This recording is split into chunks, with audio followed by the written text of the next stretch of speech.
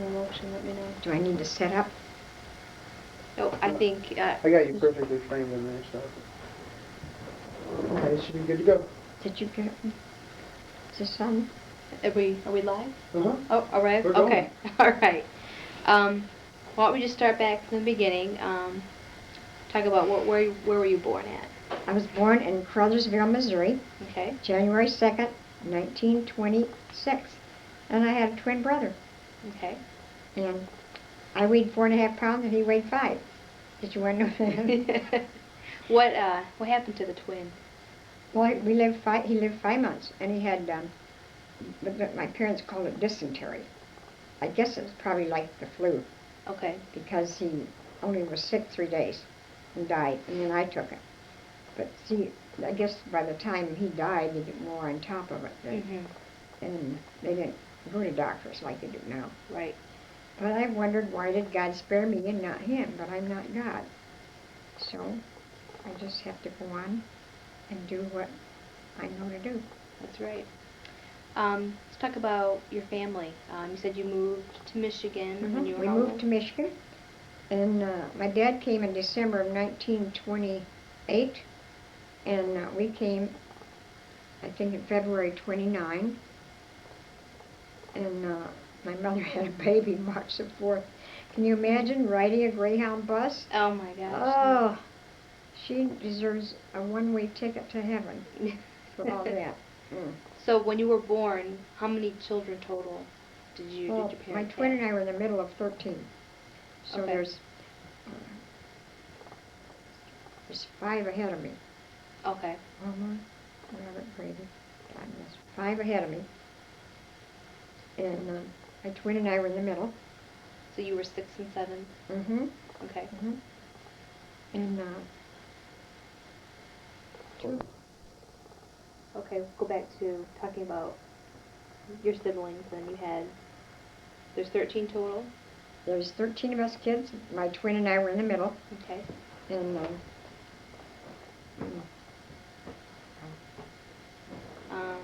so then you're in the middle, 5 ahead of you, and you had how many boys, how many girls? there's 8 boys and 5 girls in my family. And my twin and I were in the middle. I had a twin brother. Okay, what was his name? His name? Yes. Elderween. Elderween. How did you and your twin get your names? My mother had a friend that was reading a novel, and these names were in that novel.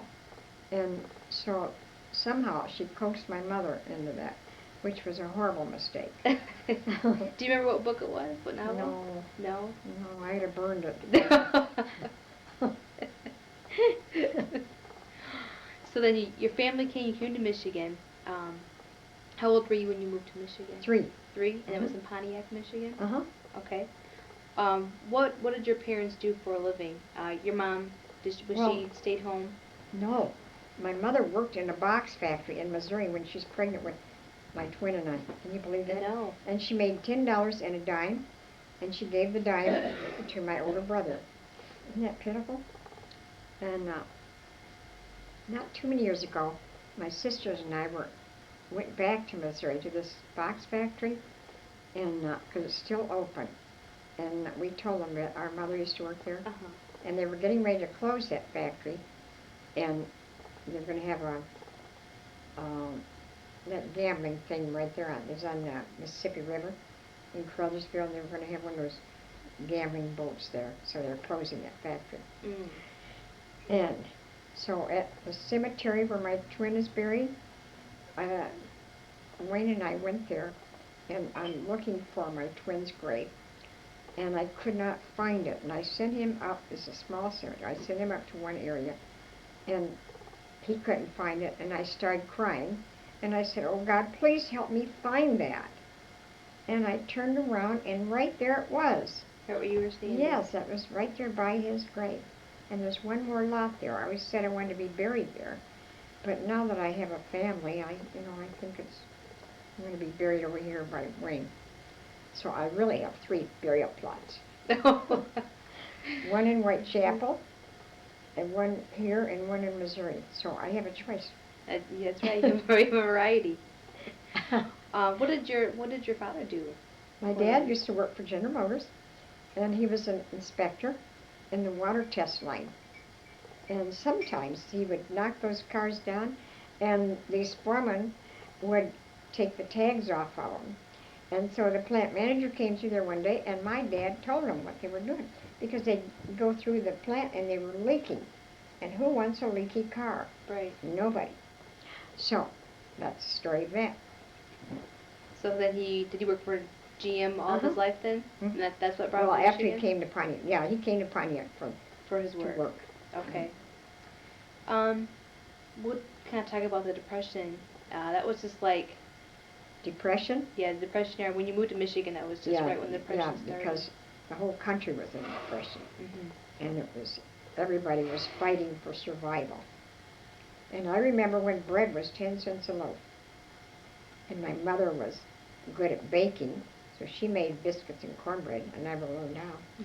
So on Sundays we would have what they call light bread, boughten bread, and it was 10 cents a loaf, and that was a treat for us to have that bread.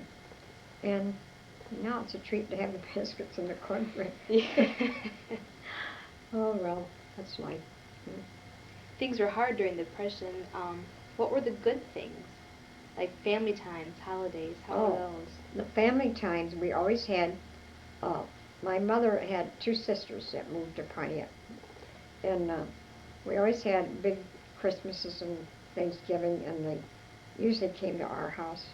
And and then for Christmas, you didn't get very many gifts because there wasn't money to have them. But we were loved, and my mother and dad gathered us around every morning and every night, and my dad read the Bible, and we all knelt and had family altar. A lot of people today never heard of family altar. They don't know what it is. But that's what sustained us, is the fact that my father and mother had faith, and God met our needs, and here I am. I'm still here. Mm-hmm. That's right. As a child, what was like a woman's role in the family? In the home. In the home. In the home. Always cleaning and cooking and taking care of the kids and the family. And we never had to have permission to have company. And we always just said, come on, come on, come on. They never knew how many they were going to wake up to or who. And I had one of my brothers, he had a buddy that was in the Navy, I think.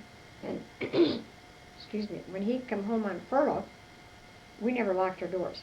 And when he'd come home on furlough, his duffel bag would be on our front porch. He said he'd rather come to our house than to go home. So my mother would see his duffel bag on the porch. That's how we'd know he was there. And we just always have had a lot of friends, and we had the freedom of having company. And they never knew how many or who. So it was, we had a lot of precious, priceless memories.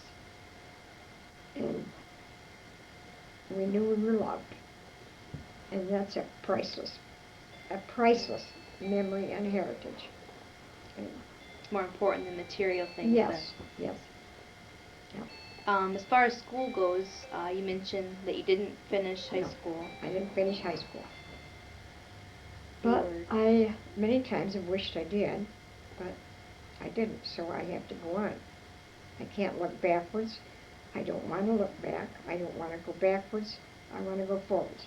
I told my kids, if you remember anything about your mother, you remember she wants to go forward, not backwards. And the technologies of today are tremendous, even though I don't understand them. Mm-hmm. They're wonderful. And I'm too old to learn them now.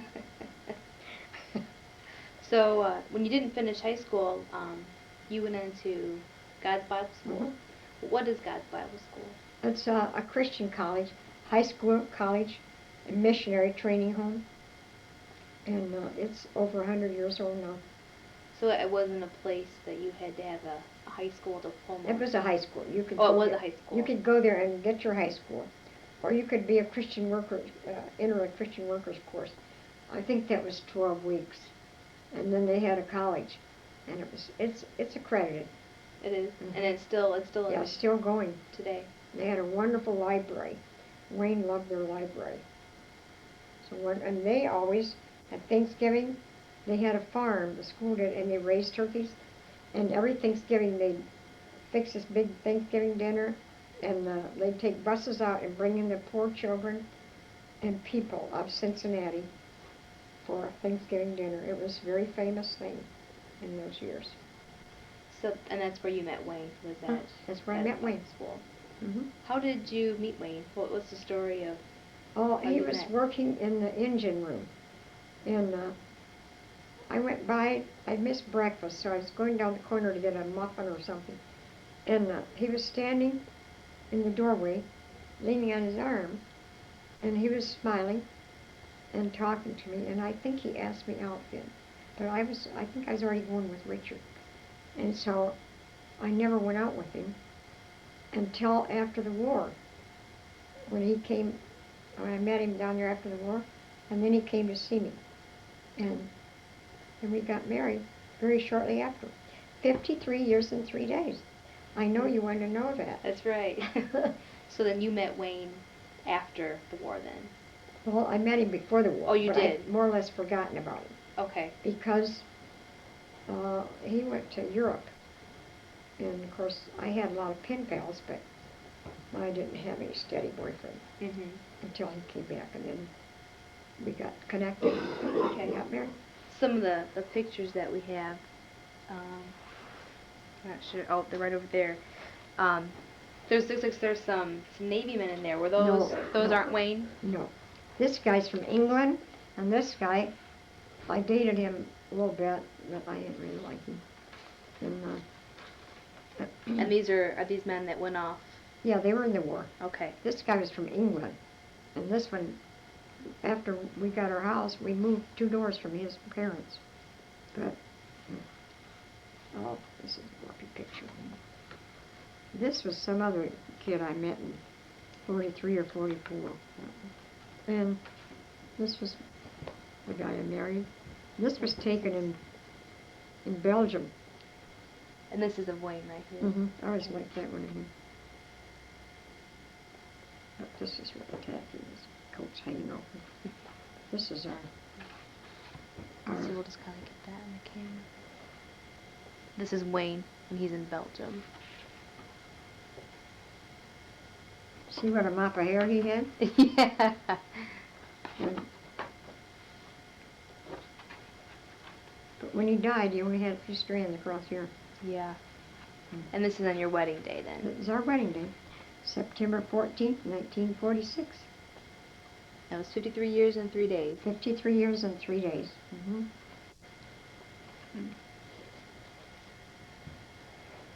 This was one of my favorites in here. Yeah, that's a good picture. Kind of going back to the war, what did you do during the war?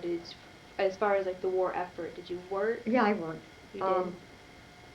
I had a job in Fisher Body, bomb fins, and these bomb fins would come out of the paint, and the little man got me a stool, and put a long handle on this brush, so all I had to do is knock the drops off of it. You know how paint drips?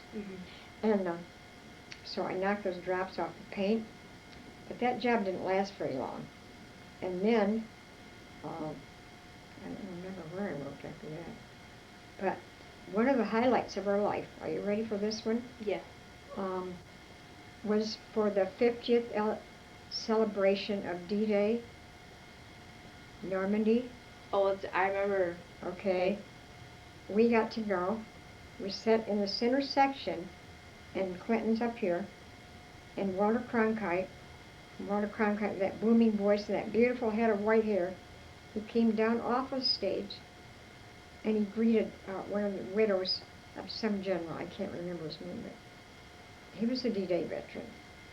And Wayne was a D-Day veteran. yeah, Wayne, and so was Walter Cronkite. Okay. And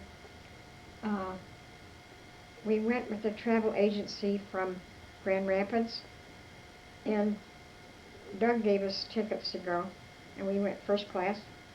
But we had to go a day ahead of our group because of our seating thing. Anyway, when we landed in Amsterdam, we went to our hotel and we were so worn out because we talked and laughed almost all the way over there. Mm-hmm. And one of the stewardess, she got us into the cockpit. Oh. She said, "You will never guess who we have on this plane. Somebody very important." And he said, "Well, it's not," he guessed senators and what's the other one? Senators and congressmen. She said, "No, it's somebody more important than that." And he said, well, he knew it wasn't the president because he had his own plane. So she said, "It's Mr. and Mrs. Santa Claus. So by all means, bring him up." So we got in the cockpit of the 747. And then we looked up. I don't know if it was coming back or what. One time both times we got up in the cockpit. And one time, after we got back in our seat, we looked up and the pilot's coming down the aisle. We said, "Who's in your place?" He said, "Nobody." That was a shocker. But it was a wonderful trip. Oh, and the next day then, when we connected with our tour group, and we got on this bus, and the driver, he said,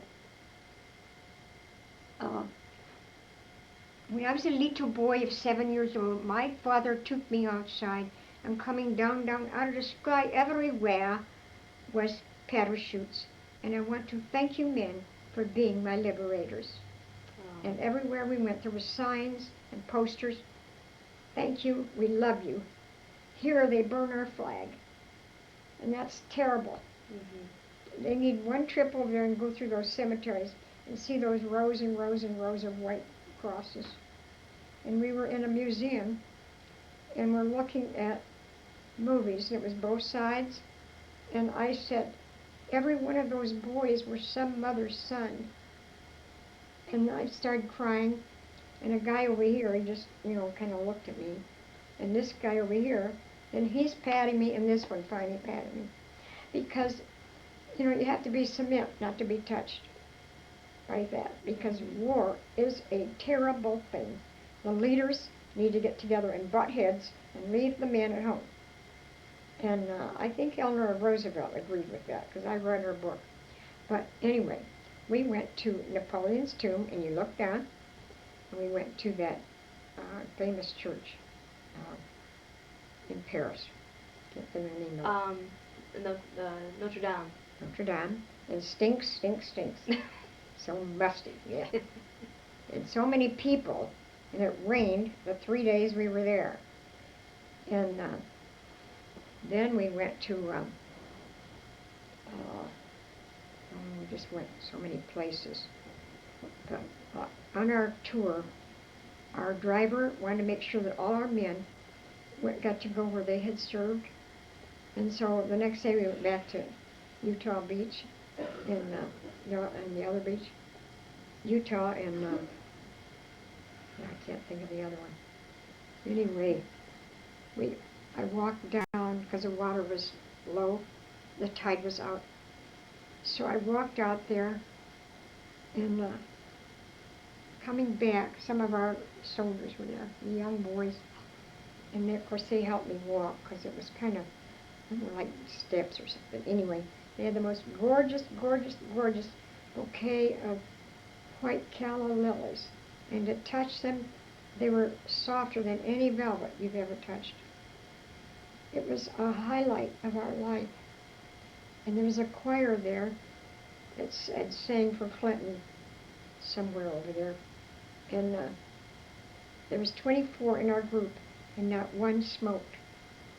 And there was 5 left-handers in that group. And one night we were in the hotel, and we were getting ready to go to bed, and one guy stood up, and his wife were going to bed.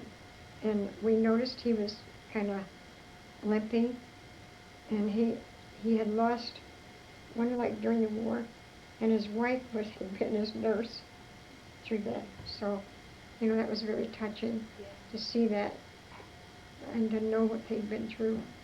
And I learned years later that Wayne didn't have his clothes off for 5 days.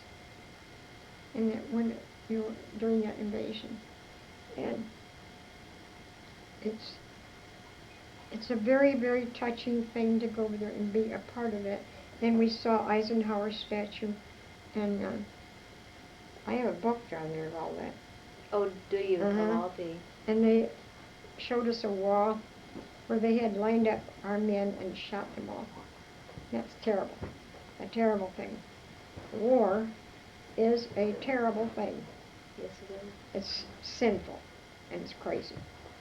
And let's see, what else did we do?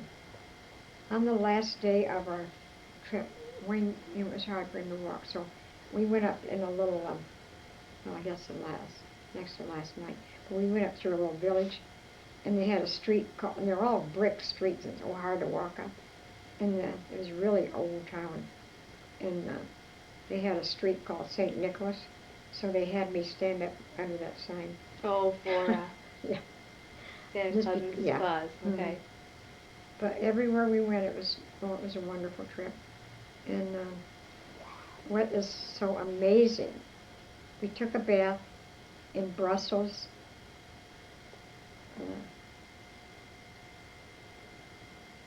Brussels, I can't think of the country. Belgium. Oh. Okay. We took a bath in Brussels, Belgium that morning, and then the same night, we're sleeping in our own bed in Waterford. But you talk about a miracle. Yeah. That, to me, that's a miracle. The same day, to think of how far you are away from home. And next year. Oh, and I read a story this has nothing to do with me, but I read a story in the paper, and it was a guy from Toledo, that when he was in the army, and he was darting into a foxhole, and he saw the light shining and saw these stars, and he started to back out, and this guy grabbed him and pulled him in there. And it was Dwight Eisenhower. And he was here in Toledo, and this young man was going to try to catch up to him to tell him who he was, and he got on the train or something too fast. He didn't get to tell him about him being the one that he poured into that foxhole. And we saw the bunkers, and I tell you, the scars of war. Did you visit any of the concentration camps when you were there? We didn't get to see any, but we didn't get in Germany in our Okay. tour. But we had a choice of picking, you know. But we had a wonderful tour and a wonderful guide, and it was a lot of wonderful, precious, priceless memories. And that is something that, well, Doug said something about going on a vacation. Where would we like to go? Something like, well, I don't know. And he said something, and I said, well, as a matter of fact, you can go anywhere in the world you want. You just tell me where you want to go. So I said, Doug, I said, I think your dad would like to go to that Normandy celebration. So he got the wheels rolling, and that's how we got there. And when we were there, after we got the day of the ceremony, we got back to our hotel.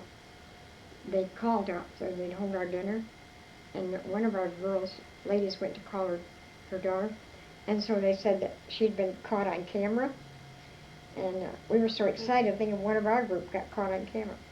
So then when we got home, and my nephew picked us up at the airport, and he said, oh, somebody had seen us on the CNN, and then Wayne's brother in West Virginia had seen us, and a niece of mine had seen us, and a girlfriend of mine up north had seen us on camera. This is all on CNN? Uh-huh.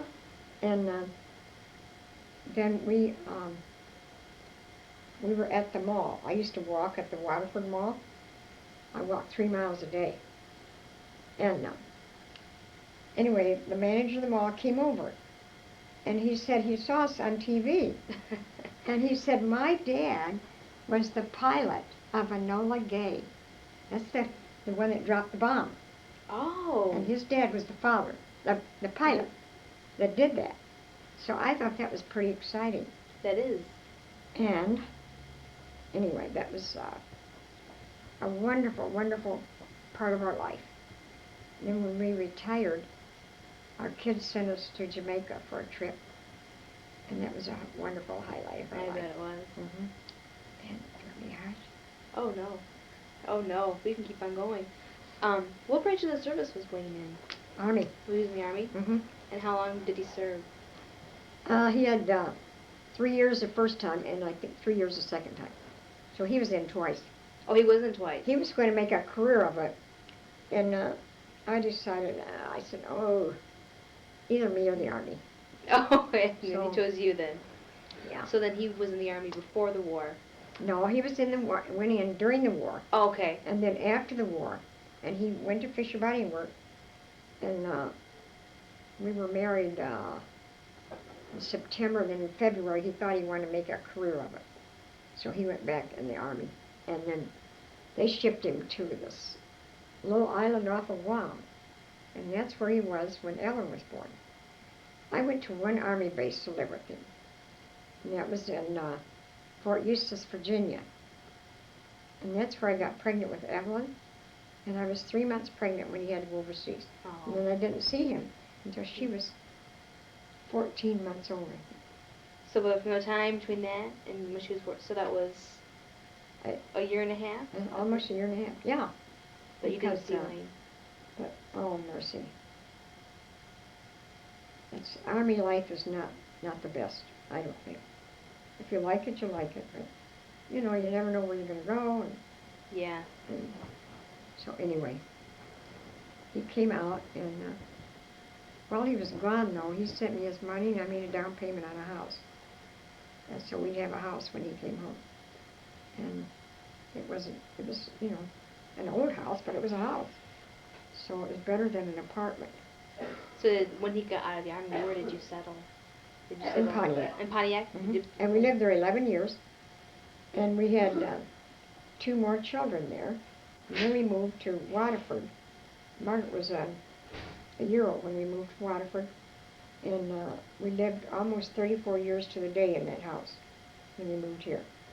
And when is it that you came to Monroe? Why did we come to Monroe? When and Oh. why? Oh, the reason we came to Monroe is because Margaret called and she said, "Mother, I can't take care of you there. You need to come to me. And the twins are getting old. You're missing the twins." And she said, "I can't come to you. You need to come to me." So they got the wheels rolling. And the first one that looked at the house bought the house. She'd been praying for a house close to Williams Lake Church. And that's where you live close Yeah. to? Uh-huh. And so she bought the house, and we moved here in the end of April of 95, and Wayne died in September of 99. And I love living here. I have no regrets and no look-backs. And I told my kids, if you don't remember anything about me, remember I want to go forwards, not backwards. Right. Now, is that goofy? No. That's very positive. That's very good. But Very I good love advice. living here. I'm happy here. I'm glad I moved here.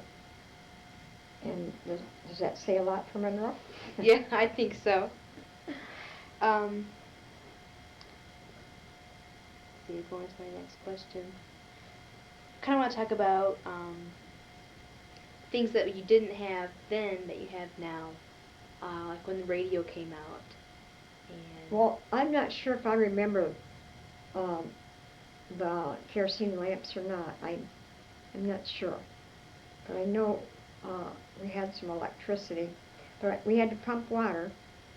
This one house, we had a pump, I think, in the kitchen, and an outdoor privy. And then, I don't know how it was when we finally got a house with an indoor plumbing. And that was really progress. Mhm. And believe you me, my idea of the wilderness is a John that will flush. You will go. Huh? Huh? Modern Oh. in progress. My idea of the wilderness is a John that will flush, a stream of hot water, and a shopping center nearby. That's my idea of the wilderness. Of the wilderness? No, because I hate outdoor toilets. Yeah. And I want a stream of hot water. I mean, hot water. Is that what it was like growing up? Yeah, In you the had to 30s? pump your water, Mhm. heat it on the stove, and put it in a tin tub. And after each kid, a new teakettle of hot water. Seems like a big hassle. Oh. Mm. But my mother and dad would not, my dad wouldn't let us get up on Sunday morning and press pants and polish shoes. That had to be done before Sunday. And so that's ingrained in me. And Margaret thinks I'm nuts whenever I want to know what I'm going to wear to church. She was here one day and I was getting my clothes up. She said, Mother, it's only Tuesday. I said, I know it, but I want to know what I'm doing. Because my dad ingrained that in us, and so I just can't be stirring around looking for my shoes. Right. So that was like with anything though, wasn't it? No work at all on Sundays. It was just No, going to church, coming home. Yeah. And it used to be they couldn't even play ball. On Sunday afternoons. Yeah. No, couldn't do that. But now, nothing's the same anymore. But anyway. So what was church like as a child? How is it? I'm sure it's very different than how it is now. Well, um, the doctrine was strict, but Mhm. no, it's very lax here. Did you grow up in the Nazarene church? Uh-huh. Yeah, I grew up in the Nazarene doctrine. And, of course, this group is so altogether different. I mean, the hair was, had to be knotted, Mhm. and no paint. And I always say, I need my paint to make me what I ain't. And I didn't want my hair knotted up in it. And my mother said, when I was a girl and they got saved, they took those rats out of their hair. Said now when they get saved, they put those rats in their hair. So that was nothing but an ignorant idea. The men could look normal, but the women couldn't. Right. And so that's where it is. And that Bill. Bill Shipman. Yes. He's the one that calls you Tammy Faye. Yes. And that's a mark against him. He's going to get a whooping for that.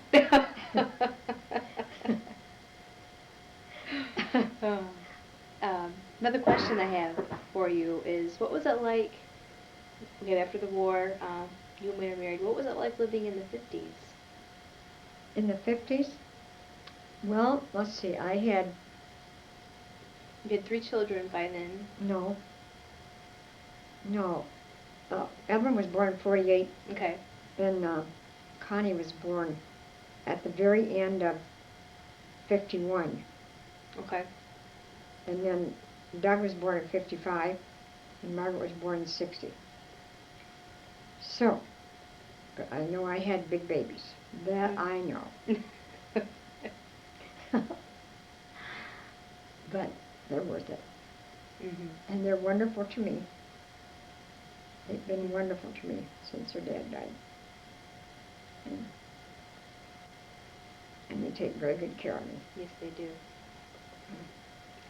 And I wouldn't trade them for anybody's. I stack mine against anybody's. That's right. So you have 4 Mhm. 4 children. 4 children, 4 grands, and 2 greats. And your grandchildren, great-grandchildren, they're all boys, right? No, the first one was a granddaughter. Then there was 12 years between she and Gregory. Okay.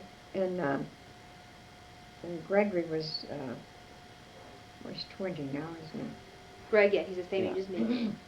And then 5 years after Gregory, Gregory was born on Wayne's birthday in Virginia, the other grandma, Mhm. and a sister of mine.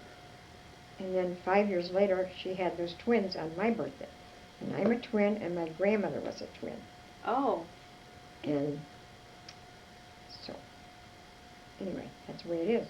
Mhm. But my doctor told me that it's usually the firstborn on the mother's side that has the twins. Well, Ellen didn't have twins, for she only had one. She said, I found out what it's about, and I didn't want any more. So, But I thought it would be Ellen that had the twins, but it was Margaret. And Margaret's your youngest. Mhm. Mhm. Yeah. And she'll be 41 in June. Okay, that's right. Mhm. 1160.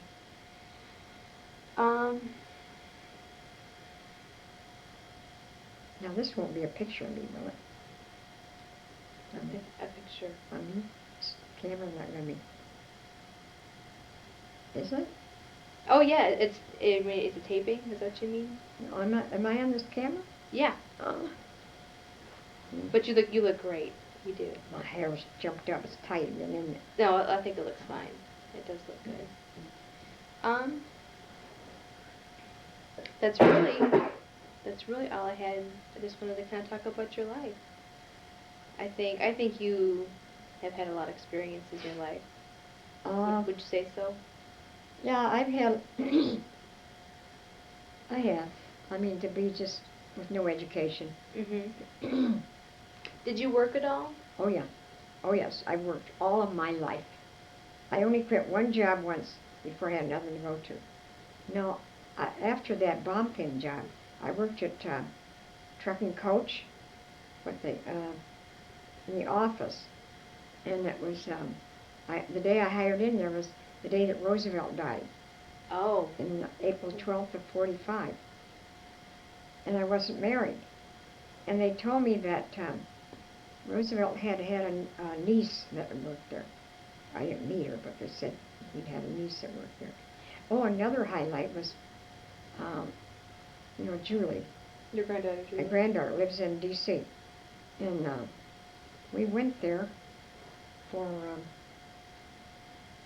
I think we were there for Christmas, and then we went another time for the oldest one's christening. Okay. And so after church, we went by where Roosevelt's monument is. Okay, I've been there All before. those 4 places. Oh, that's a wonderful memorial. It is. It's very I nice. got a picture in there of Wayne in a wheelchair, and we're there. Oh, really? Uh-huh. Oh, okay. Yeah, and but all those stations of his presidential, what do I want to say? Anyway, the events of his presidential life. It's a wonderful, wonderful monument that they've made for him. Well, see, he's the first president that I remember, and I remember them on the radio talking about the Lindbergh baby. Oh. When he was kidnapped. That's some of my earliest memories. Is it really? Uh-huh. So you remember all the fireside chats and the New Deal? They were wonderful, and to hear that voice of his, President Roosevelt's voice. that would should sway anybody. And then I read Eleanor's book. Somebody gave me her book. I don't know if it was Christmas or something, but it's a wonderful book. Was it a biography? Pardon? Did she her autobiography? Is that what she wrote? She was no dummy. She's a brilliant woman. Mm-hmm. And Hillary liked Eleanor, but see, those goats in Washington, she had too many brains for them. That's why they couldn't stand her. They couldn't stand Eleanor, or Hillary. Hillary. They couldn't stand Hillary because she had more brains than half of them down there, and they didn't want to honor her. Right. Those goats. Now you know I'm a Democrat. That's right. That was going to be my next question. Okay. Are you a Democrat? I'm a Democrat from the top of my head to the sole of my feet. Nobody has any questions about me. Because I always said, the Democrat will shout it from the housetop. The Republican, they won't tell you. How's that for politics? That's good. So then you get pretty interested in politics then. Well, it wrecks my nerves because I know what they're doing. Mm-hmm. They're not for the poor person. The Republicans or the Republicans are for the rich. Always remember that when you go to the polls. I will. Remember that. I mean it. Oh, you gave me some good advice tonight. You gave me tips on going to an interview. Okay. What were they? Don't chew gum. Look your Right. best. Oh, be early. Be early. Be early. And look your best. Right. Have something to write with. Okay. And no chewing gum. Okay. So those are 4 things to remember. See, I learned that in the 9th grade. 9th grade. And it stuck with you then? Pardon? And it has stuck with you. Yes. I just happened to think about that today. Did you? Yes, and I thought, well, I'll have to write that down and tell that to Kathy. Because anymore, they drag in any old time and sloppy and don't know why they're there. Don't want the job, number one. Mm-hmm. Don't want to work. Oh, shut up, Ellie. No. So when you retired, you and Wayne retired at the same time. I retired at the very end of 81, Okay. and he retired, it started like at the beginning of 82. And we went to, we had, I had a wonderful retirement party, and so did he. Um, One of those guys from Washington came to his. No, he didn't. He sent a message. He wanted him to come, but he couldn't make it. That black guy from Detroit. I can't think of his name right now. I hate it when I draw a blank. But he's a Democrat. And anyway, he's a good guy. But I had a real nice party. And it was on 5 Mile Road at, can't even think of the name of the place. I have a big box of pictures down there. Mm-hmm. And I had a wonderful party. And I'm happy to be retired. Where is it that you and Wayne retired from? I retired from Fisher, Livonia. Okay. See, I had my seniority from Fisher, Pontiac. But when I had 7 years, they were closing that cut and sew. And so the employment manager came up to me. He came upstairs and talked to all of us. And he said, I think you're too small to go to the cushion room. The cushion room is where they made the springs and the cushions for the car seats. He said that I think it's too hard for you. You'd be better off to go to Livonia. So I went to Livonia. I had 7 years, and I retired from Livonia. And I used to get up at 4 o'clock in the morning, got home at 4 o'clock in the afternoon. I got up at 4, left at 4:40 a.m., and I had to have everything done at night. That's why I'm still ingrained in me. Just a night owl. Yeah, but I have to have things done before the next morning because I can't get up and start looking for things when I know I have a deadline. Right. But I had a lot of fun at Fisher Body, and I had some hard jobs, but I'm thankful and grateful that I got my time in. What is it that you did there? What was... I was a sewing machine operator for a while, and once I was hammering brackets on the armrest, and the time study guy came up, and everybody's afraid of him, and he said, she's too short, you have to get her a platform, and he showed me how to bring my hands together, but he told me that I needed a platform and thus and thus and thus, and so he really helped me. And then I was a sewing machine operator for years, and then I went on inspection, and Okay. I worked in what we call the White House. We would go through, my partner and I would go through the shop, the cut and sew part. We would pull these boxes out at random, and we would open the box and check them to make sure they were okay. And if they weren't, we had to pull them out and mark them. And we had a lot of good laughs in there and a lot of fun. And I've had a lot of fun at Fisher Body, and of course production isn't always easy. It's never easy, unless it's below, what they really want. But I'm grateful I got my time in, and I have a pension. Where is it that Wayne retired from? Did he retire from GM? He retired from Fisher Pontiac. Okay. And he worked in Powerhouse, but he retired. I mean, he worked on the line.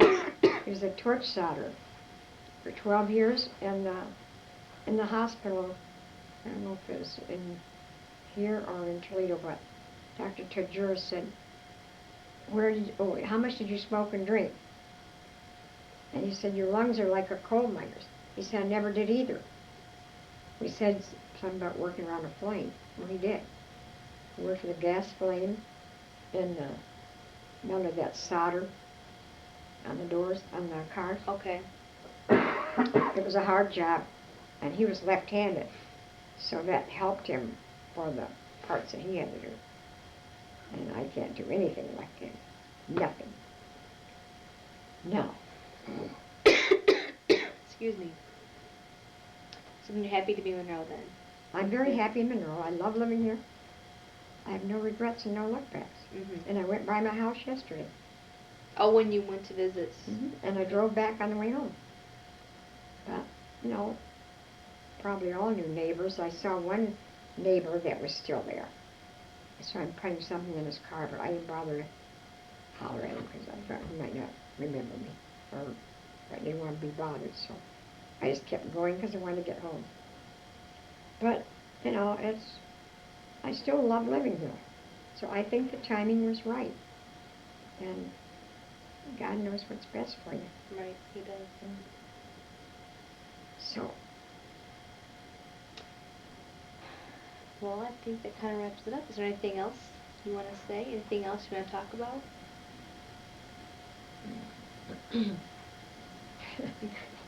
I want our church to get choir robes. Oh, do you?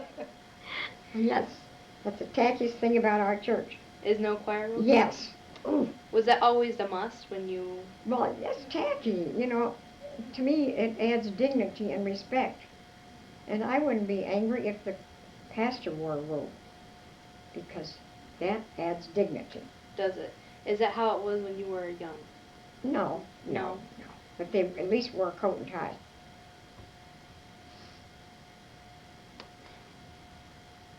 Because I know in, like, United Methodist Church, Lutheran Church, they all do wear robes, don't they? Mm-hmm. And it's just something the Nazarene Church never has done. Pardon? It's just something the Nazarene Church never has done. I don't know why, you know. It's just so gorky because that choir is not singing. It's because they need robes. The way they present themselves. Yeah. It just, well, maybe it's just me, I don't know, but I just think it adds more dignity to the church and respect. No. Of course, Kevin, he always, you know, he was finicky. He didn't want anybody else in his robe or whatever. But, anyway. Okay. I think that's it.